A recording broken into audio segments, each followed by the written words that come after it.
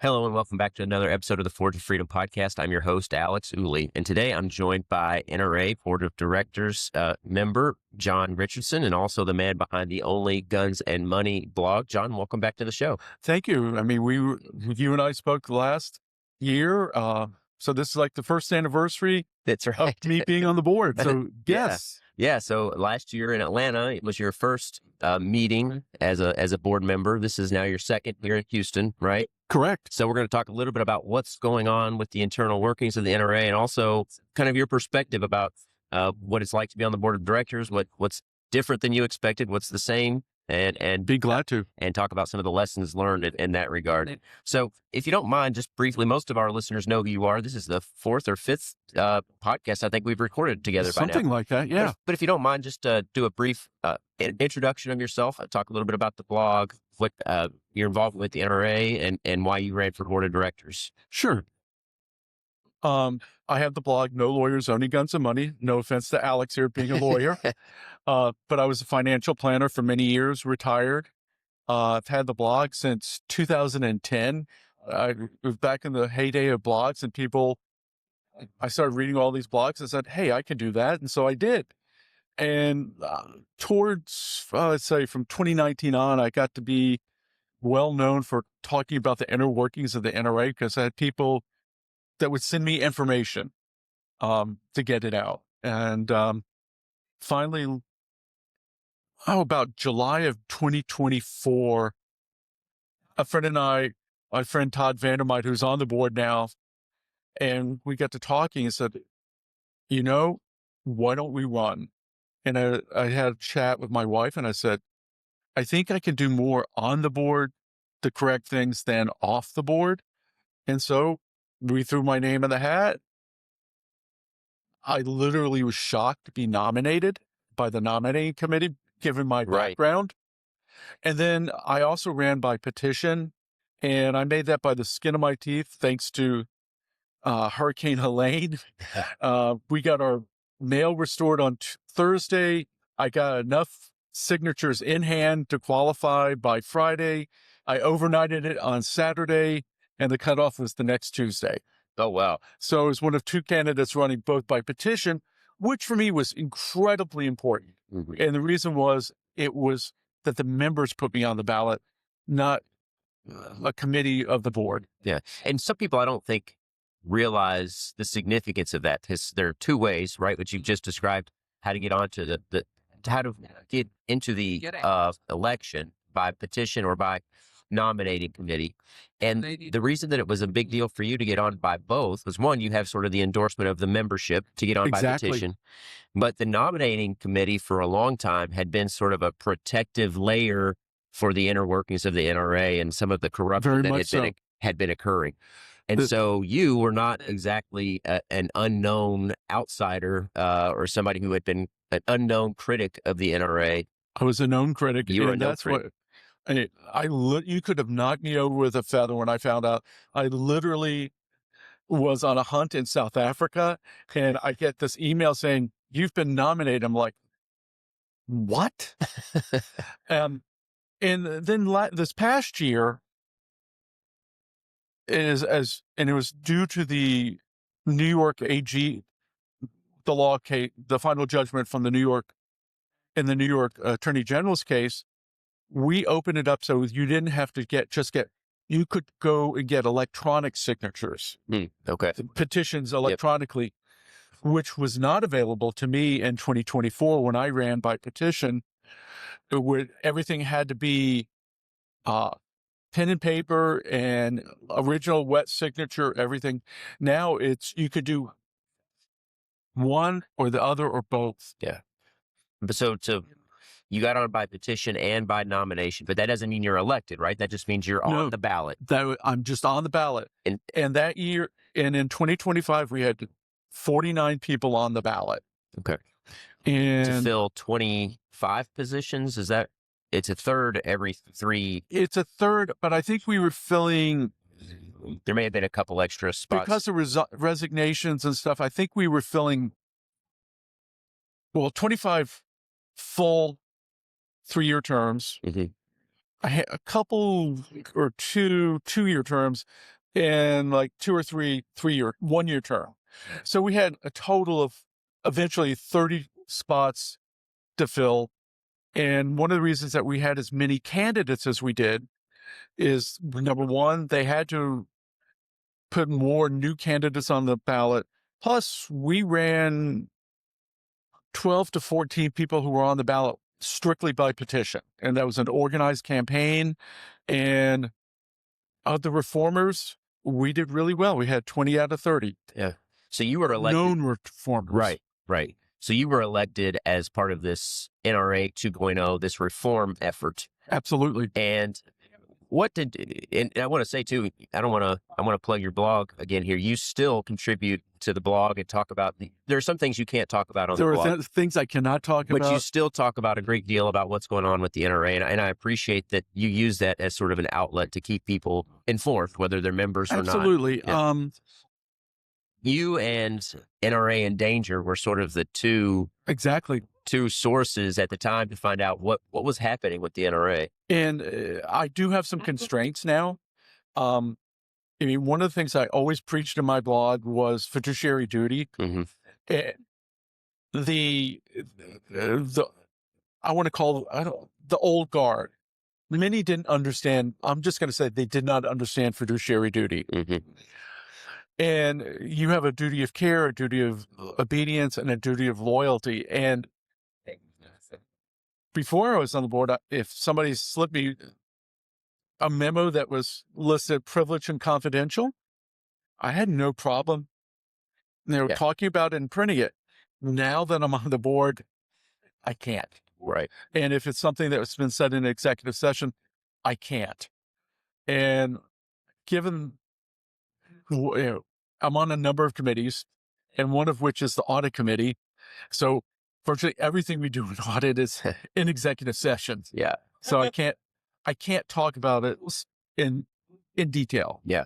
So at the time you were running, the NRA was sort of on the heels of the litigation in New York by Attorney General Letitia James, and it kind of seemingly in a bit of a free fall in terms of membership, in terms of fundraising dollars.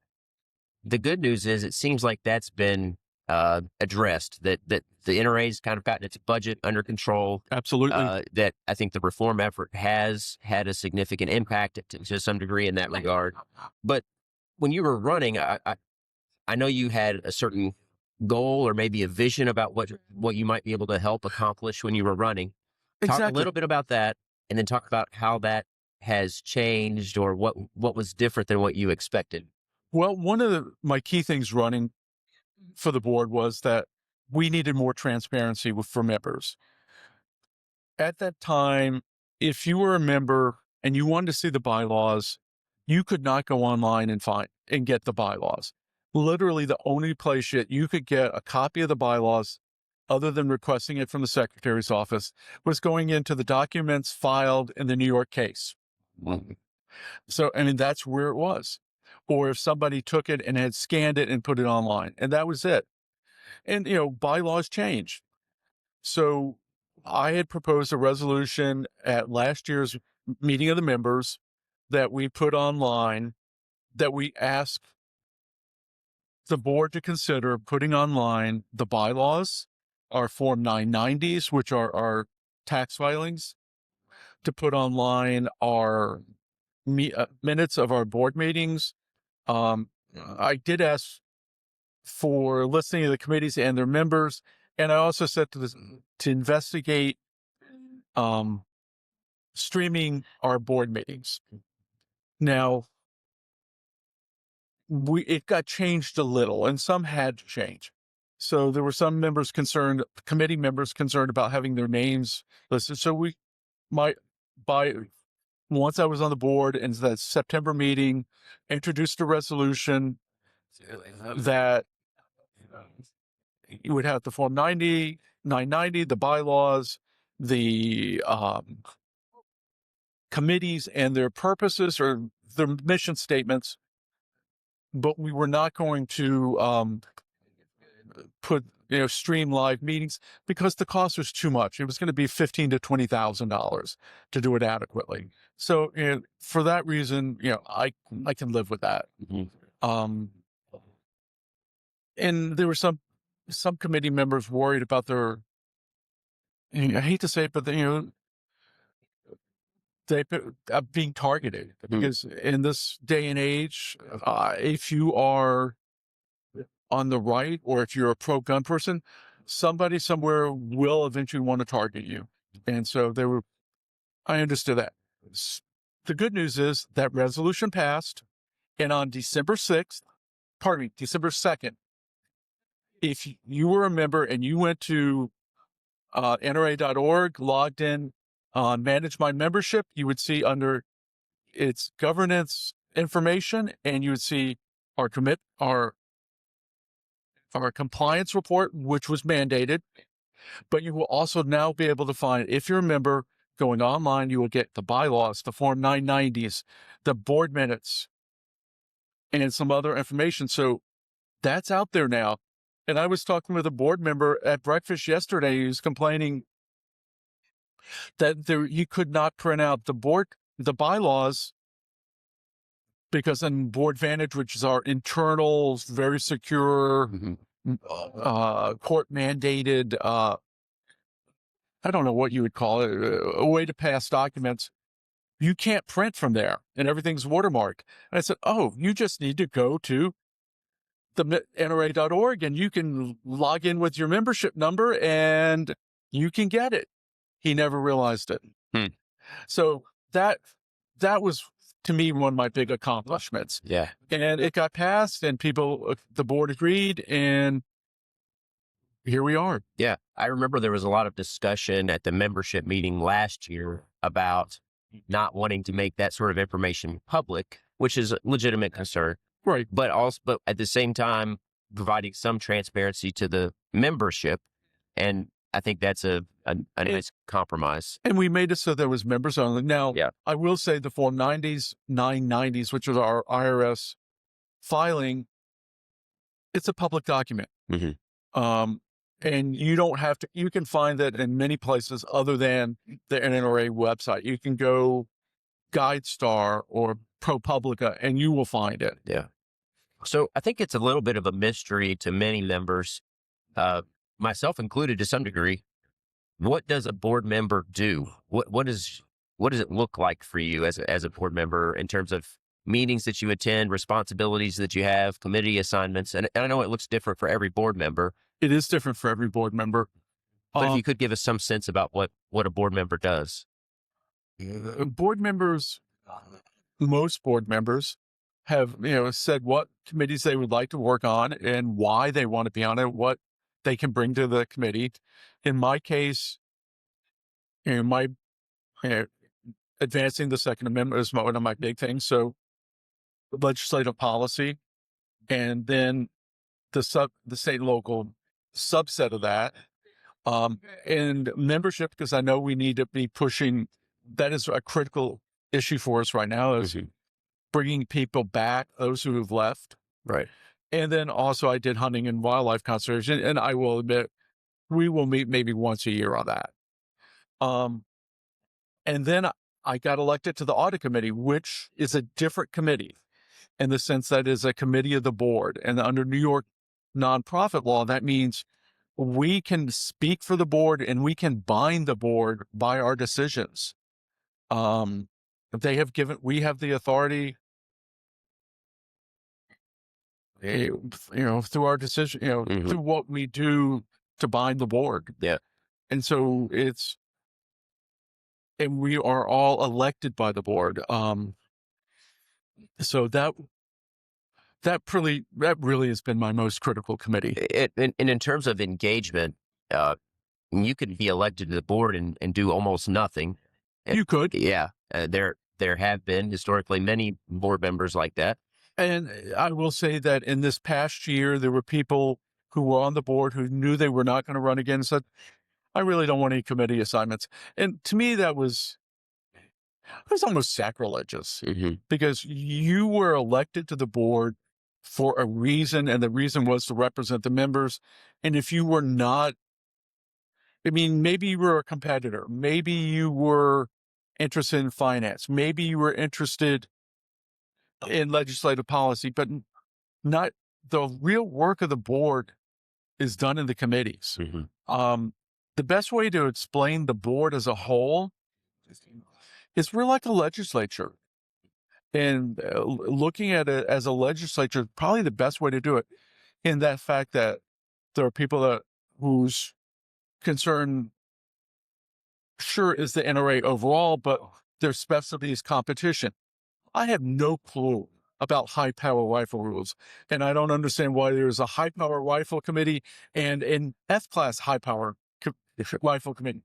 It's stuff I have no clue about, and I will admit that freely, and I'll say, you guys do what you do so well, and we will support you on that. Conversely, on, litigation for the advance of the Second Amendment, I want you to support us. Yeah. The F-class shooters on the board may not know what's going on legislatively. Right. Yeah. So the committee assignments are meant to sort of take the expertise from the various board members and focus their attention on those issues. Well, and it's also where we do the work. You have to remember that we only meet as a board 3 times a year. Some committee, well, we won't go into audit because we met a lot more than that, but some committees, may meet monthly. Some might do it quarterly. They may be working, like a membership meeting much more frequently, or clubs and associations. How can we reinvigorate clubs and associations? How can we get them back to being 100% NRA members? And, working with the membership committee to make it to their advantage to come back on board. So there's a lot of things like that. Yeah. So looking back, what has about being on the board, what has been different than you anticipated? What surprises have there been? The pleasant surprise is that we all have worked well together. There's not the us versus them is not there like it was in the past. And I put down a lot of that to the reformers, the NRA 2.0 wing, now actually having a supermajority. I also put it down to many of the old guard have actually resigned their positions and have gone to the foundation where they are trustees. And that is another issue, and we can discuss that later. But and some just never showed back up after they lost power. And literally, well, I'm ill. I can't do this travel, so I'm not going to show up. I mean, it's a good excuse. I mean, I can't say it's an excuse. They just didn't show. Yeah. So the supermajority is the influence of the supermajority of the reformers is even more accentuated by the fact that a lot of the people who were not on the reform movement just don't show up or aren't engaged. They don't show up, or they have resigned. Yeah. The other thing is that, all the officers come from the reformers. They are actually all 3 of them are business owners or have been business owners. So they bring a business perspective, and that has helped with our budgeting. The reformers have all the committee chairmen. Well, I can't say all the committee chairmanships. They have many of the key committee chairmanships. I mean, there are fights within committees, and that's good. And it's not a fight over, do we have a balanced budget or not? It's more of a fight. How do we work with staff on legislative issues, let's say? And there's some that say, no, we let Isla do what they want. And there's others that say, no, but we have to have oversight. So you mentioned the officers and the influence that they've had. I think that there's somewhat of a top-down effect there, right? In terms of that pleasant surprise, your ability to work together. Can you talk a little bit about maybe Doug Hamlin, any of the other officers, and their influence on sort of the internal workings of the Sure. board? Doug, the one thing that Doug has done since 2024 is that if you look at the second level of managers, you have Doug as executive vice president, and he's been very open and really reached out to all constituencies. But you go to the next level down, and he's brought in some new people. They're younger people. Some of the old managers have retired. So you have like JP Carter, he brought in, and JP, they're all in the late 30, early 40 range. So you have a younger cohort who's more energetic. John Comerford and Isla is, I think, just turned 40. Josh Savani, same age. Mike Ersling might be a little older, but he moved up to be our new treasurer. Our compliance officer has changed, our chief compliance officer.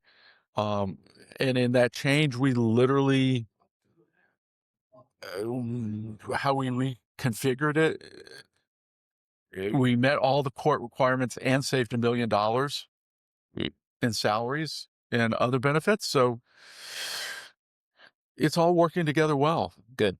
Now, I can't speak to education and training. I can't speak to competition because I just don't know. What about we alluded to the litigation out of New York earlier. Are there any lingering effects from that? What's going on with that? Sure. I will just go to my audit committee. It specified that certain people who had been on the audit committee at any time prior to 2022 could no longer serve on the audit committee. So that was a clean slate. Mm-hmm. With the exception of two members of the audit committee, Charlie Beers and Rocky Marshall, who's second VP, had been on audit. They could still serve on audit. And then there was three of us that were new members. So you had that court-ordered change. Because I will be frank, the audit committee in the past they didn't do their job. They would allow stuff to go through and stuff would get done, and then they would approve it after the fact. Mm-hmm. Well, you can't be approving stuff after the fact if you're an audit committee. Yeah. If there's a conflict of interest, you look at it in advance, determine whether it's a conflict or not a conflict, and then allow it to happen or not happen. Yeah. So today's Sunday at the NRA Annual Meeting, April 19th. Yesterday was the membership meeting. Yes, it was. You mind to tell us a little bit about what occurred there, what resolutions were made, what progress was made, Sure. Points of contention? Well, it was about a 3-hour meeting. There was no time limit on it, unlike sometimes in the past. The officers all spoke, but the biggest difference is that Bill Blankenberg, President Blankenberg, reached out to the membership and said, here are two bylaw changes. We are in the middle of considering it, and we want to discuss it with you. We want to hear what you think about it. And they put it up on the screen so you could read it. And so that way they saw the input of the members, and that had never been done. Mm-hmm. In the past was, here's what we're going to do, take it or lightly. We don't care if you don't like it or not. Here's what we're going to do. And one of them is a change to the executive committee, which right now has 20 members on it. I'm shocked. Since the winter meeting, I've actually been I'm a replacement member on the executive committee. And their goal is to change executive committee into a governance committee to handle business-oriented things in the interim between the board meetings. And so it would consist of the 3 officers, the committee chairs for audit, finance, legal affairs, and membership. And people say, why membership? Because membership is so critical. And went from there, and then 2 at-large members. I'm of the opinion that maybe we need 4 at-large members. I could go back and forth on that. To me, there's not that much difference between 9 and 11. And there's some people express the concern that you have the 3 officers and 4 committee chairs, so 5 of the people are either the president or responsible to the president, the committee chairs, because he appoints committee chairs. So there's that consideration. I think it's a work in progress and something to think about. There was another resolution, and I'll be honest, I can't remember what exactly it is, but it is something that would have to go to the vote of the members. Because if you look at the bylaws, if you have an actual physical copy or online, there are stuff in regular script, and then there's stuff that is in bolded black italics. And if it's in bolded black italics, it can only be changed by the members. And how does that happen? How does a vote of the membership occur on an issue like that? When you go to vote for the committee, or pardon me, once a year when you vote for the board, that's when you do it. Yeah. And so it is a costly thing. So at the membership meeting yesterday, we were talking about what resolutions were made. In your mind, and I don't want you don't have to go into detail about all the resolutions that were made. What's other significant resolutions do you? Well, actually, it's easy because there was only one resolution presented. Okay. From Ron Andring, who presented a similar resolution last year that needed work. And the difference was that Ron got appointed because he had concerns. So we put him on the bylaws and resolutions committee, and he worked on it. He brought it back. This year, it passed virtually unanimously. The only resolution, and what it dealt with was a conflict of interest. In the past, there had been members of the board that had, for lack of a better word, profited from their service on the board. And they may have been paid to give speeches. They may have been paid for consulting. Some were actually writers, like the late Skeeter Skelton was a writer. So he got paid to write for American Rifleman or American Hunter. And now he only got paid, the going rate. So that was cool. But being paid to give speeches, isn't that kind of what your job is to do? Maybe you should, getting your expenses covered if you have to travel, I can see that. But being paid to make the speech, no, I don't. And so stuff like that will not be allowed in the future. Okay. And I will say that from my experience on the audit committee, when we have even potential conflicts of interest, for example, let's say somebody is the president of a state association and they're on the board, and their state association gets a grant from, in the past from the NRA Foundation or from the Freedom Action Foundation or the new NRA Patriots Fund. Is that a conflict of interest? And we looked at it and said, okay, this person was not involved in the grant request. This person was kept out of the loop. It was an arm's length transaction. That was okay. Because they was doing what the grant request was valid, and this person had no influence over it. Yeah. Well, I was glad last year. I didn't get to attend the membership meeting yesterday, but I've attended the last 2, and I was glad that last year when that resolution came up, that Ron Andring accepted the opportunity to participate in the committee, because I think he did have legitimate concerns. Absolutely. But they weren't concerns that could be hashed out, at least not the minutia. In the membership meeting itself. The people spoke in favor. There was nothing no one spoke against it other than asking just questions about it. Yeah. And I will say Bill Bockenberg, our president, acknowledged that Ron was a member of the committee and had worked on it, and we made him a part of the process, the committee process. And speaking of the committee we talked about it earlier, one thing that has been done is that we've added over 100 non-board members to committees. So you have well-known trainers, like Carl Rain on education and training. You have on the hunting and wildlife conservation. I have a degree in hunting and shooting sports management. That's how I kept occupied during COVID. But on that committee, we have Aurelia Skipworth, who used to be the director of the U.S. Fish and Wildlife Service. We have the director of the Congressional Sportsmen's Foundation. So we have other outsiders who are not board members. Yeah, that's fantastic. So last question before we start to wrap up here. So yesterday was the membership meeting. Correct. Tomorrow, April the 20th, is the board meeting. Correct. What are you expecting out of the board meeting? And do you have any particular missions or goals as yourself as part of the board meeting? I don't know if I have any particular mission or goal from this board meeting. The first board meeting was last year.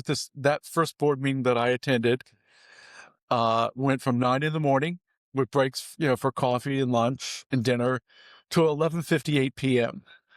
It was a long day. Yeah. I don't think we'll go nearly that long because even our September meeting, we finished by about 5:30. Now, did we do all the work? Yes. And we did a lot of the bylaw change type stuff in our interim meetings. We will have elections for committees. We will and officer elections too. Officer elections. Yeah. My feeling is that on the officer elections, they will be unopposed. Okay. I don't know. We normally would then also vote for the trustees for the Whittington Center, the trustees for the Civil Rights Defense Fund. In the past, we would have voted for the trustees for the foundation, but they changed their bylaws without telling us, so we don't do that anymore. I'm trying to think. Obviously, whether or not we'll vote for the executive committee, I don't know, because it would have to depend on whether we adopt the resolution on changing it to a governance committee. Okay. Normally, we would be voting, and that's what a lot of the time, because you have to have over 50% of the votes cast. And when you had 20 people running, you had I think we had 10 or 15 iterations of the vote. Okay. To get to that. Yeah. So there's that. So not expecting any major fireworks tomorrow. I mean, we're looking at right now 12 different bylaw changes. Some that we have already decided to postpone until September for more work. For example, there are a number of changes from the chief compliance officer to make the bylaws more consistent with the New York rulings. The bylaws overall need to be rewritten because it's like anything that's been changed over time. It's like building a house. The difference from building a house from scratch and doing add-ons to a house over a period of 50 years. You have, I'll add a room here. Well, does it match what everything else is? And, times change, stuff is contradictory. So there needs to be work there. Yeah. So tomorrow's the board meeting. That'll mark your first anniversary of your first board meeting. Well, actually, as my granddaughter says, my first anniversary was the close of the meeting of the members. That's when you become a member of the board. Now, you're not sworn in until then, but you do actually become a member of the board at the close of the meeting of the members. Okay. Well, happy anniversary. Belated anniversary. Yes. How do you see, just last question here, obviously when you were elected, and when you were campaigning for the board, the NRA was still sort of dealing with the turbulence of the lawsuit in New York. Right. It seems like things have stabilized a bit since then. They have. How do you view the future of the NRA, and what does success look like in a couple of years? Well, right now, in terms of success, we have a balanced budget. First time in a number of years. We had a clean audit. And to me, we were clean. There were maybe 2 items, like a check that got sent to the wrong division, and on a charitable trust, it was improperly calculated. If that's the only thing that you found and they've been rectified, that was really good. Internal controls are excellent. I would encourage people to read the annual compliance report. Nobody flew on charter. Nobody flew first class. There were 3 instances of flying business class as opposed to coach, and they were all pre-approved for medical reasons. And only 2 of the flights occurred. One person decided to drive. So in that case, you're not seeing the fluff that used to, oh yeah, we're going to stay at the Ritz-Carlton. We're not going to stay at a Hilton. A lot more disciplined, internal. Very much internal discipline on finances. Yeah. We've cut board meetings from 4 days, board and committee meetings from 4 days to 3 days. We do a lot more stuff electronically. We have meetings, using Microsoft Teams or Zoom or whatever. We have come out, and I would encourage everyone who's a member to download it. The NRA app. Go to either your Apple Android or the Google Store, Android Store, or your Apple iTunes Store, and download it. It's free. You will be able to read back copies of the magazines. You will get discounts on a number of things, and maybe a free holster if you buy a certain firearm, or a free membership. So that came out of the membership committee because we wanted to bring membership up to date. Hopefully, in the future, we're holding about even on membership. We have lost a lot of members over the years. Since 2019, we're down about 2 million members. Down from 5 million, approximately. From about 5.5, and now we're down to about 3.3, 3.5. Okay. But we are finding that new first-time members, people signing up for an annual membership, are not quibbling about cost. We've held our costs stable for a long time, and they're not getting discounts, and they're not objecting to that. They're seeing the value of that. I mean, if you can get a membership, you pay $45 for a membership, but you get hundreds of dollars in discounts, that kind of works. Yeah. What we need to do is keep people renewing and go back to the people who had been members and say, things have changed. This is not the NRA of 2019. This is the NRA of 2026. And it's a whole different organization. Yeah. NRA 2.0, right? 2.0, and we're probably moving to 2.5. Yeah. Yeah. Well, and the bottom line is, right, that the NRA can only be effective at defending, protecting, advancing individual liberty in the Second Amendment if it has the support of its members. Absolutely. And it can only have the support of its members if the members or potential members trust that the NRA is a good steward of their dollars and their membership. I mean, and on gun rights issues, we're suing across, and I think we have 60 active 2A lawsuits. And the smart thing is, we're not doing it alone. We're doing it we're spreading our litigation dollars. We're working with the Second Amendment Foundation. We're working with NSSF. We're working with GOA. We're working with the Firearms Policy Coalition. Taking a more big tent approach. A big tent approach. We're working with American Suppressor Association, but we have a joint lawsuit against the NFA. We work together with them on all these groups on the one big beautiful bill to get for suppressors and short barrel rifles and short barrel shotguns to have a zero tax. Zero tax gives us standing to challenge the law, which was only approved as a tax item. Yeah. So well, you got to be working together. And I will say, the more members we have, the more we can be effective in Congress, because that's the first thing a congressman's going to ask. How many members do you have, and how many do you have in my district? Yeah. Good. Well, John, thank you so much for being on the Forge of Freedom today. It's glad to be back. Really appreciate your time. Really appreciate your effort on the board and thank you. And on your blog, Only Guns and Money.